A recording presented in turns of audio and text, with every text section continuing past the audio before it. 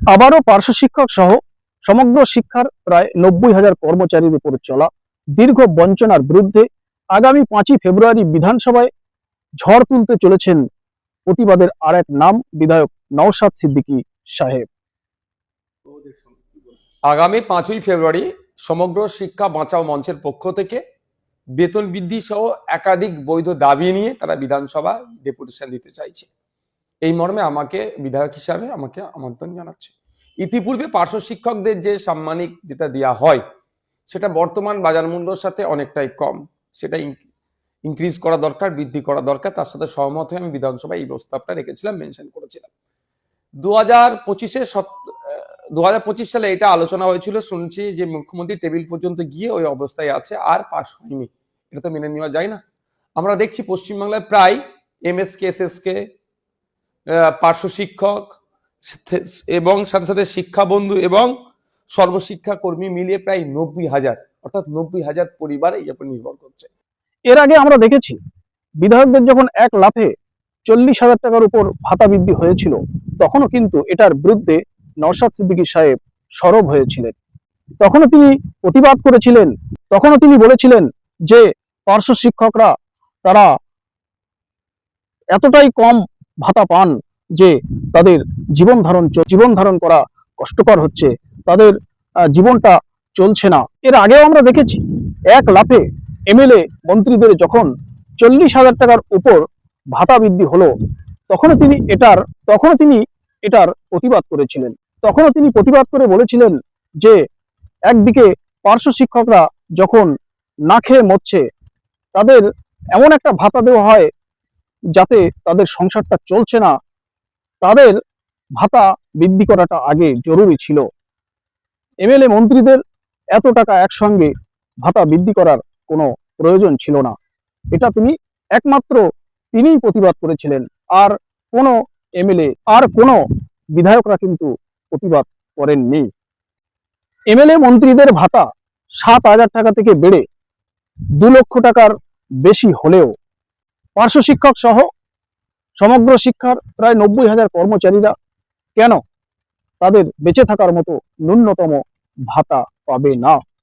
আমরা দেখেছি 2011 সালে তখন আপনার সর্বশিক্ষা এই আপনার পার্শ্ব শিক্ষকদের সাম্মানিক ছিল 7,200 টাকা মতো।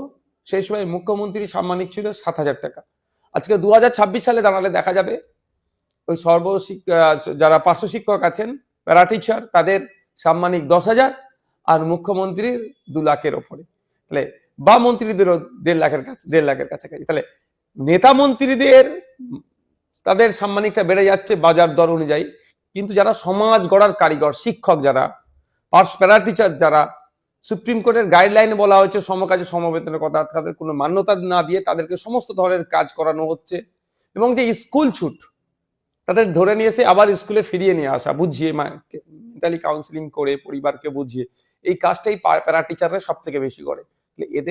এদের ন্যূনতম যে মাইনে হওয়া দরকার সেটা নয়। এদের এই স্যারেদের, টিচারদের দাবি ইন্টারন্যাশনাল লেবার অর্গানাইজেশনের যে গাইডলাইন আছে, যে 26,000 ন্যূনতম যেটা বলার কথা হচ্ছে, সেই অনুযায়ী তারা দাবি করছে।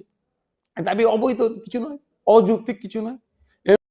তারা কেন তাদের পর্যাপ্ত ভাতা তারা পাবে না, এটা নিয়ে আবারও আগামী 5ই ফেব্রুয়ারি বিধানসভায় ঝড় তুলতে চলেছেন নওশাদ সিদ্দিকী সাহেব।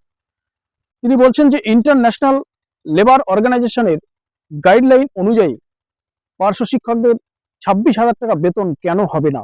এটা তো কোনো অযৌক্তিক দাবি নয়, এটা যুক্তিযুক্ত দাবি এবং ন্যায্য দাবি। আমরা প্রায় সকলেই ইতিমধ্যে জেনেছি যে আগামী 3রা ফেব্রুয়ারি থেকে রাজ্য বাজেট অধিবেশন শুরু হচ্ছে এবং আগামী 5ই ফেব্রুয়ারি মুখ্যমন্ত্রী মমতা বন্দ্যোপাধ্যায় বাজেট পেশ করবেন। আর এই 5ই ফেব্রুয়ারি বিধায়ক নওশাদ সিদ্দিকী সাহেব ঝড় তুলতে চলেছেন এই বঞ্চনার বিরুদ্ধে। এখন দেখার নওশাদ সিদ্দিকী সাহেবের এই প্রতিবাদ, এই দাবি কতটা পার্শ্ব শিক্ষক সহ সমগ্র শিক্ষার কর্মীদের জীবনে ইফেক্ট ফেলতে পারে। অপরদিকে সরকারি সংগঠনের নেতৃত্বরা মুখে একেবারে কুলু পেটেছেন। তাহলে কি বলাই যায় যে ওনারা পুরোপুরি ব্যর্থ? পার্শ্ব শিক্ষকদের দাবি আদায়ের ক্ষেত্রে পুরোপুরি কি ব্যর্থ হলেন ওনারা? মাননীয়াকে বোঝাতে কি ওনারা সম্পূর্ণ ব্যর্থ হলেন? অনেক সাধারণ পার্শ্ব শিক্ষক তাদেরকে বারবার জিজ্ঞাসা করছেন যে খবর বলেন, কিছু একটা ভালো খবর বলেন, কি হচ্ছে, কি হচ্ছে, কি হবে। আর দু একদিনের মধ্যে বাজেট, পার্শ্ব শিক্ষকদের জন্য কোনো ভালো খবর আছে কিনা বলেন, আপনারা বলেন। কিন্তু পার্শ্ব শিক্ষক সরকারি সংগঠনের নেতৃত্বরা একেবারে মুখে কুলুপ এঁটে বসে আছেন। তাহলে বলাই যায় ওনারা পুরোপুরি ব্যর্থ। ওনারা মাননীয় মুখ্যমন্ত্রীকে বোঝাতেও ব্যর্থ। ওনাদের থেকে কি আর আশা করা যায়?